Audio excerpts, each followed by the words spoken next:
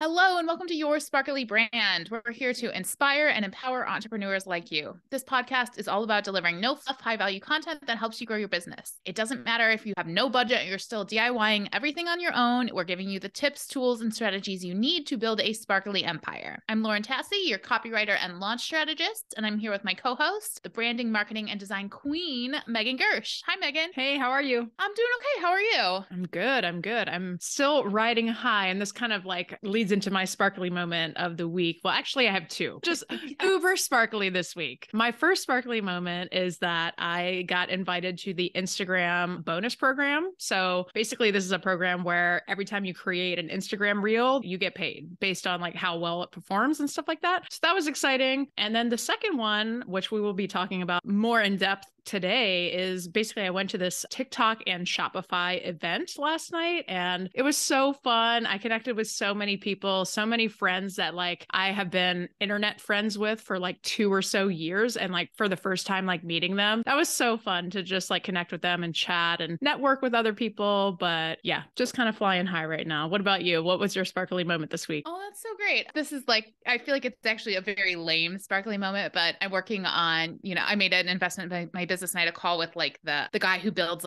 the funnel, the Facebook ads yesterday. And I don't know if I ever told you this personally, but like my Facebook ads account got restricted like 2 years ago and I just like gave up. I was like, I don't want to give them money anyway. Like, I don't care. Like, it just made me mad. I was just like mad and over it. And he fixed it. Oh, perfect. He like figured out a workaround because I've had like so many businesses with like Crave and then Crave Bazaar. And like, he's like, okay, we can fix this. We can fix it. So that I was just like, you don't realize this is like a shame I've been carrying for like 2 years. So it's all fixed. We're moving forward with that. And that feels good. That's definitely sparkly. That's not kind of sparkly. That's definitely sparkly. I love that. I know. I was on the call with the guy and I was like, I feel like you're going through my dirty laundry right now. Cause it's just like, it's like all the things in there that are disabled. You can't do this. You can't do that. So you would be surprised how often that happens to lots of people. So you're definitely not the only one. Yeah. And if there's anybody listening to this and they're ashamed of their Facebook ads account because they tried to do it themselves, I think that's what the guy kept saying too. He's like, you'd be surprised what we can do. And so don't let that hold you back anymore because I literally haven't touched it in 2 years. Yeah. So we are talking about TikTok today. Meg just went to this event. She's got like all this fresh energy from all the people she's been with.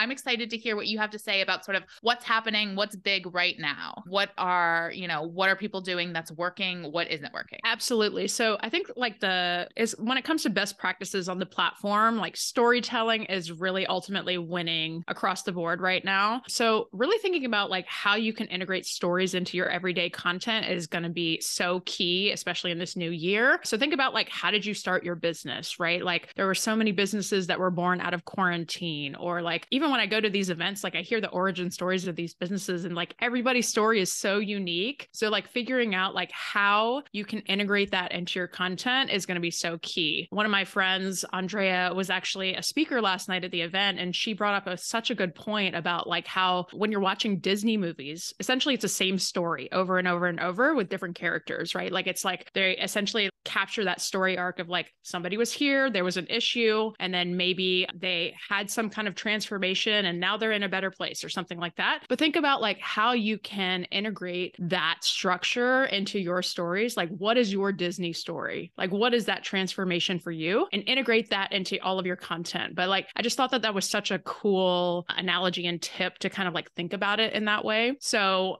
even like when you're going through your business too, you might have things that happen to you where like maybe you had like a problematic customer or something like that. Like, how did you deal with that?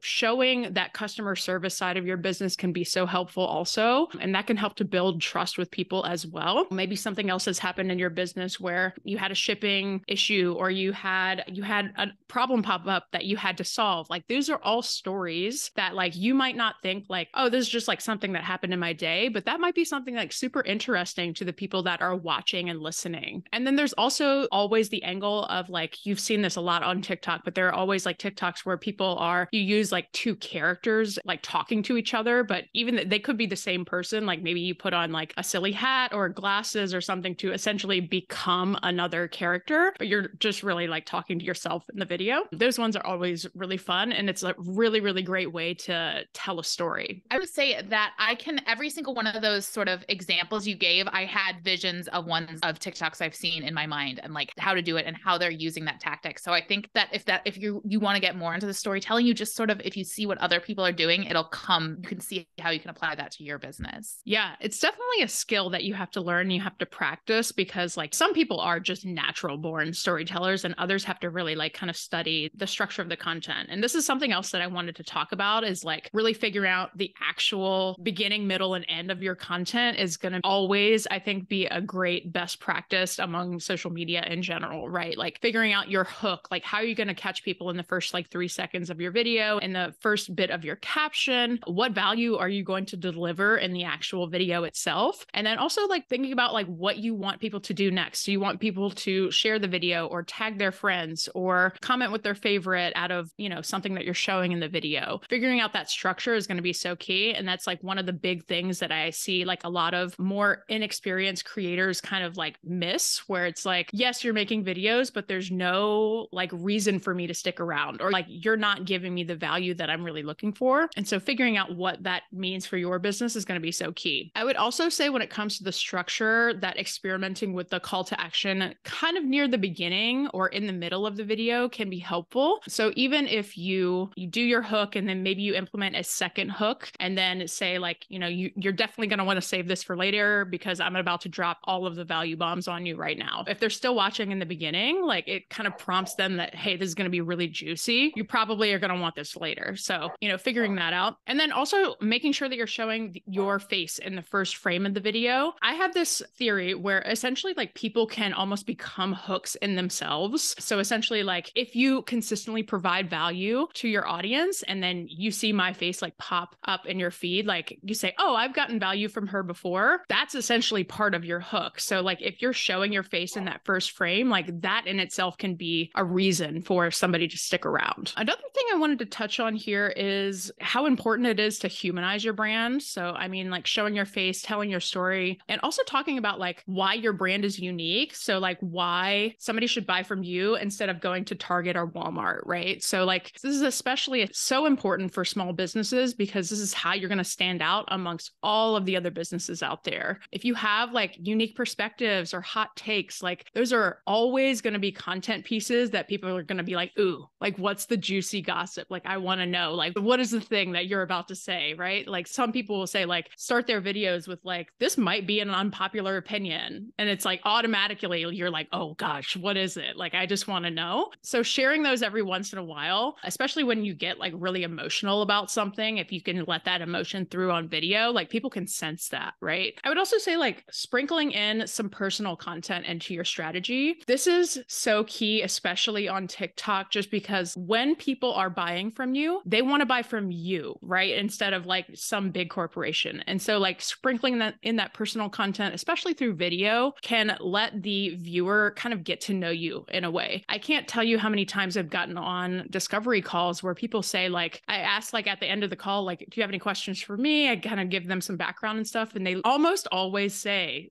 like, no, I feel like I already know you. I know your vibe. Like, you know, like I've been watching your videos for like 2 years. So like, I feel like I already am friends with you. Like it just feels like a kind of like a FaceTime call or something like that. And it's also just a good thing to keep in mind also that it's so important to like remind your audience what you do. So you'll see like in a lot of my videos, I will drop in there like POV, you're a web designer who blah, blah, blah, blah, blah. That's just me showing the audience like, this is who I am without saying like, you know, here's my stuff, buy it. So there are little ways that you can drop that in there where it's not too salesy, but you're still like reminding people. And also people might be seeing you for the first time, telling them what you do, right? So like there are different ways to sprinkle it in there, but it's so good to get in that habit of like, what are the key terms or like names that you could give yourself where you can remind your audience about what it is that you offer. Do you think so? I know something that comes up a lot, and because we get this question a lot, is like, I'm afraid to show my face or I'm not ready. Are there like baby steps towards getting ready to do that? Or like maybe one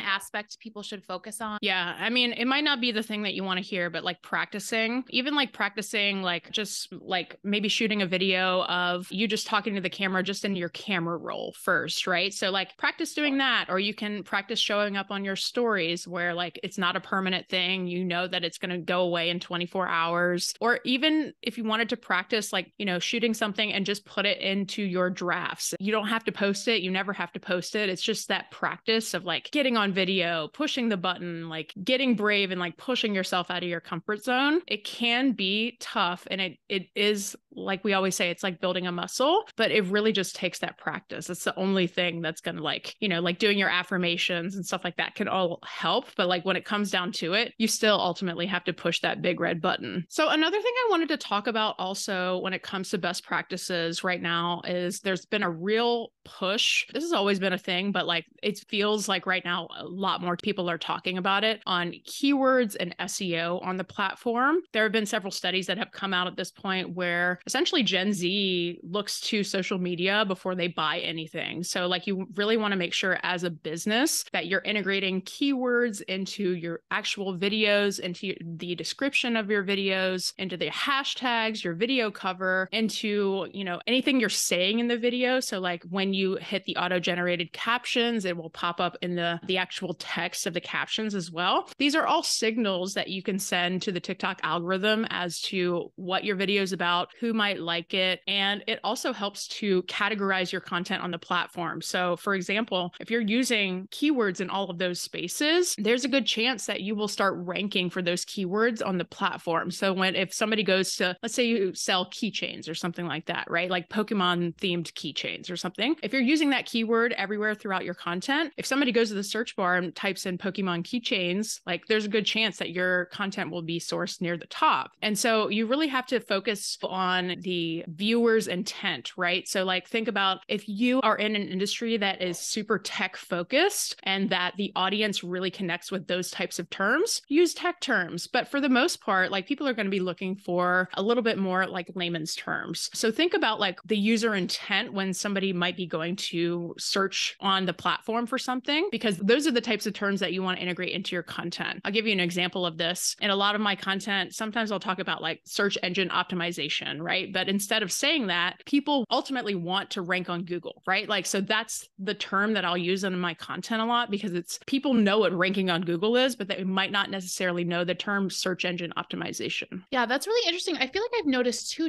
isn't Google now indexing TikTok videos? Am I seeing them it's in search results on the Google page? Yeah. It's becoming more and more now. So, I mean, that's another thing is like if ranking on Google is important to you, which it should be, you know, it's just another opportunity to get your content out there to the right people. The other thing I wanted to ask about, because I see people do it, is using like a hashtag that's like, I don't know, some sort of promotion or something right now. Does that work? Does that get you anywhere? Like Pepsi challenge or I don't know, something like that. Okay. So those are specific to like essentially like brand collaborations that TikTok sets up with brands. I generally don't recommend using those just because number one, they become popular hashtags super quickly because they're collaborations with TikTok. And so they get a lot of visibility. But because of that, there's a lot of people using them for just random things. So it kind of becomes saturated super quickly. It's not really going to help you when it comes to like reaching the target audience that you want to. So I, in general, kind of stay away from like those. They're called like trending hashtags. So like I would stay away from those. Gotcha. The other thing that still is working that I feel like not enough people are talking about is adding things to your videos that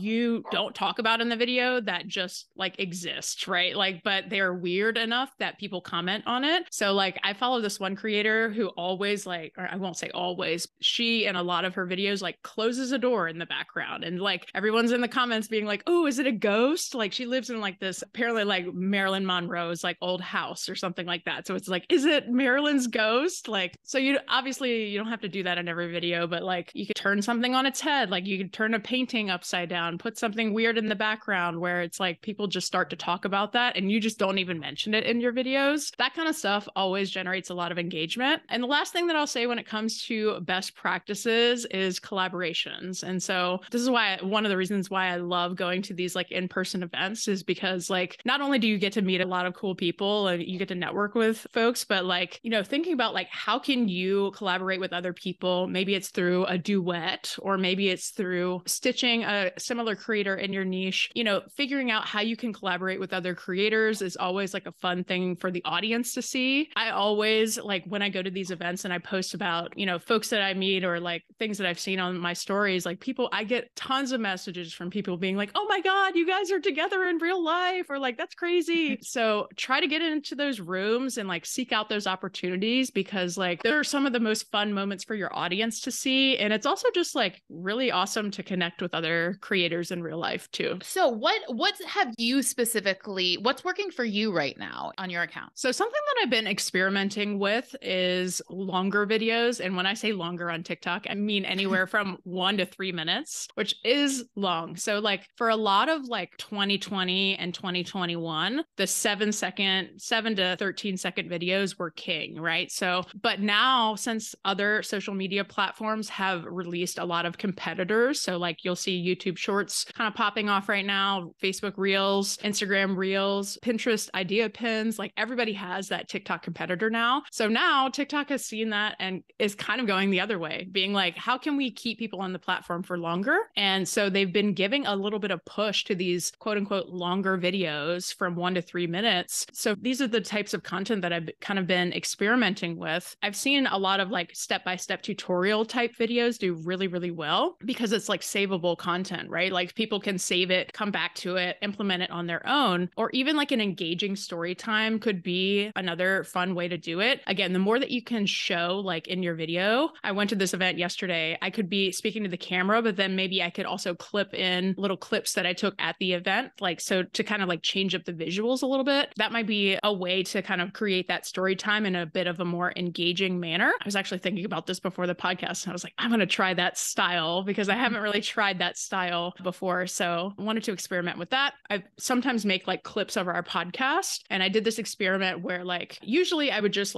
do a top and bottom essentially video where you could see both of us talking to the camera. And I had this idea. I was like, what if I just like tried cutting in some stock video into the clips? And so I just got some not random, but like I got some stock video off of Canva to kind of support what we were saying in the video. And I gotta be honest with you, it took a lot longer than I thought it would, but that video did more than twice as well as one of our normal clips. So I was like, oh, this is great information because like it was a longer video, but like I think that interchange of like, the stock video and us talking really helped to keep people engaged with that visual aspect of it. The other thing that I'll say with longer videos too is that this means that your hooks need to be on point. I would also say that using 2 hooks is like, kind of necessary for longer videos, just because like you have to get people like committed to that video in the very beginning, especially if you're trying to like get them to watch for that long of a period of time. When you say 2 hooks, can you give me an example? Like, what do you mean by that? So maybe you say something like, this is the best way to set up the homepage of your website. And then the second hook would essentially be like, you're definitely going to want to save this for later because I'm taking you by the step-by-step process of like how exactly you're going to set this up. So it's like essentially like a 2-part hook for lack of a better terms to make sure that the audience is like, ooh, this is like going to be so good. And I can't wait to see what she says. So, and those are right back to back at the top of the video. You're not throwing one in the middle because you need to keep them right at the beginning. Yeah. It's interesting that you brought that up though, because like if you're doing a longer video, I do recommend also like in the middle of the video, like doing some kind of pattern interrupt where it's like hook,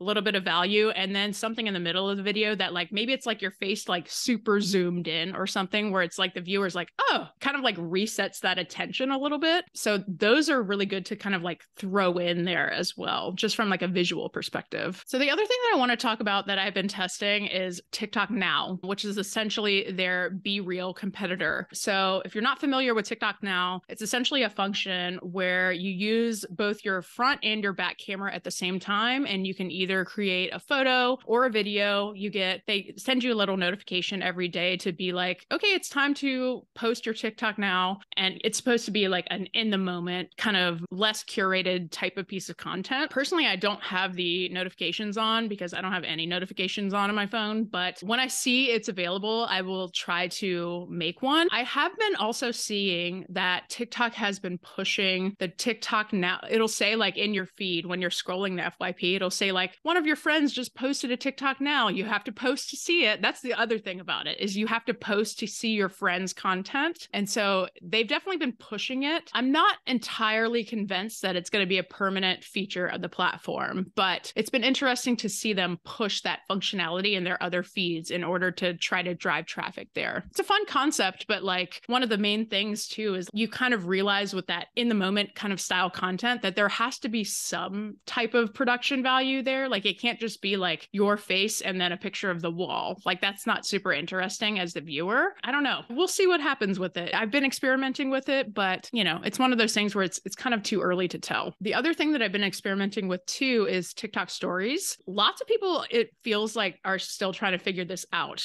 just because they do show up on the For You page. So like random people that have never heard of you before could see your story and have zero context of like who you are, what you're doing, like any of that kind of thing. One thing that I have found that has worked for me at least is to do like a series of stories back to back. So essentially being like last night, I did a series of stories where it was like, hey, I'm going to the Shopify and TikTok event. I'm going to bring you along with me for the journey. And so then in every single clip, I made sure to include like, hey, this is at the Shopify TikTok event. So that way, if somebody's seeing that for the first time and they have no idea who I am, at least I have like a little bit of context as to like what's going on. But doing a series like that can be helpful. And also you could use stories for like, let's say you're in launch mode or something like that, and the cart is closing or something like that, and you don't want that to be a permanent thing on your profile. Stories are a great way to kind of convert people there. I will say that for the most part, in my experience, they primarily go out to your followers. And if you get high engagement there, they get pushed out wider. I've only seen one instance where a story has gone viral, and that's with one of my mutuals, but like maybe it's just that I'm not seeing them. I'm sure there's other instances, but like it's rare, I would say. So just keep those things in mind. So what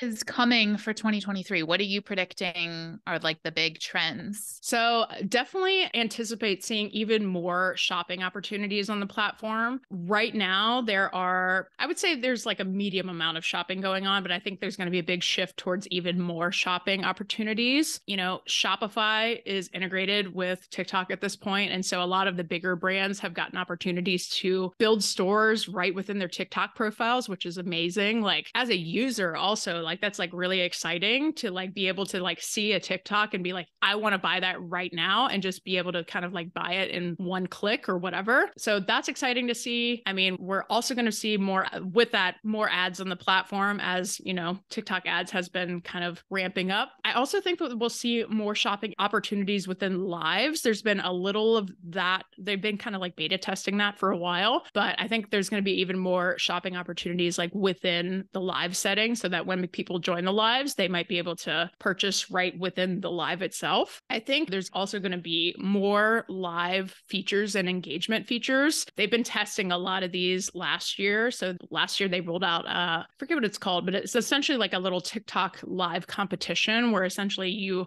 go live with somebody else, but it's like a competition to see who gets the most engagement, which is kind of fun. It's a fun way to get the crowd involved. And it's just silly. Like it's just, you know, like so-and-so won the competition. But I think we're going to see a lot more of those types of things as we kind of go on this year. The other thing that I was going to say too, and this will be interesting to see how this plays out, is so last year, YouTube announced that they're going to be rolling out a 45% monetization split. And the 45% goes to creators on YouTube Shorts. So essentially you can run ads, you know, like on your Shorts content, and you get paid accordingly. So that's huge. So I think that definitely gives something, you know, that definitely gives TikTok something to think about when it comes to, you know, creators are a little frustrated right now when it comes to the payment structure of the creator fund on TikTok. And it definitely gives us something to think about when it comes to like, you know, like people might leave TikTok for YouTube Shorts because they get paid better over there. And so it's one of those things where like, it'll be interesting to see how that plays out, because like, I would love to see a more aggressive pay structure on TikTok's side, just because there are so many creators that put hours and hours and hours into creating these content pieces. TikTok really needs to stay competitive within the social media realm in order to kind of keep people there. So that's all good stuff. All right. So I have a question. Yeah. It's 2023